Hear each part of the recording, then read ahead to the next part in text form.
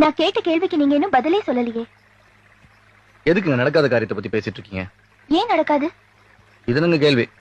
படிச்சு பட்டம் வாங்கின நீங்க படிக்காத நானுங்க.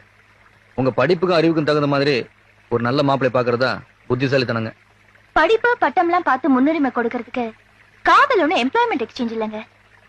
அது மனசு பார்த்து வர்ற விஷயம். மனசுன்னு பார்த்தா நீங்க 1000 பட்டதாரிகளுக்கு சமம். படிச்சவரோட வாழறதை விட மனசுக்கு பிடிச்சவரோட வாழறதுல தாங்க சந்தோஷமே இருக்கு. உங்களை மாதிரி எனக்கு பேச தெரியாதுங்க. ஆனா நான் எந்த வகையிலும் உங்களுக்கு பொருத்தமில்லைங்கிறது மட்டும் எனக்கு நல்லாவே தெரியுதுங்க. என்ன மன்னிச்சிருங்க. இதுதான் உங்க பதிலா? ஆமாங்க.